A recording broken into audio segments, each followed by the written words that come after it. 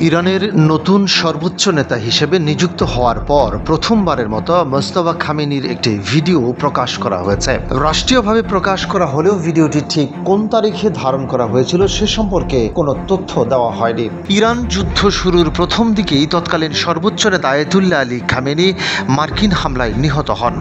তার মৃত্যুর পরই উত্তরসূরি হিসেবে তার ছেলে মোস্তফা খামেনিকে দেশের নতুন সর্বোচ্চ নেতা হিসেবে নিয়োগ দেওয়া হয়।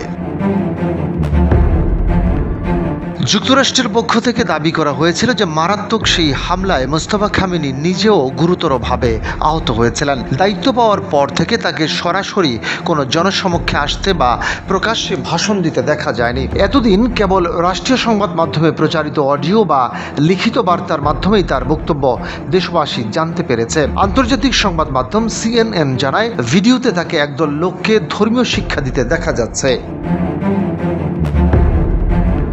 ধারণা করা হচ্ছে যুদ্ধের প্রারম্ভিক পরিস্থিতির আগে কোনো এক সময় এই ফুটেজটি ধারণ করা হয়েছিল। এমন অস্পষ্ট সময়ে কেন হঠাৎ এই ভিডিওটি প্রকাশ করা হলো সে বিষয়ে এখনও সঠিক কোনো ব্যাখ্যা মেলেনি। অনেকের মতে নতুন এই ভিডিও প্রকাশের ঘটনা তার শারীরিক অবস্থান ও স্বাস্থ্য নিয়ে জল্পনা কল্পনা আরও বাড়িয়ে দেবে। মোস্তফাকে নির্বাচনের সময় CNN-কে সূত্র জানিয়েছিল, হামলার প্রথম দিনই তিনি পায়ে ও মুখে আঘাত পান।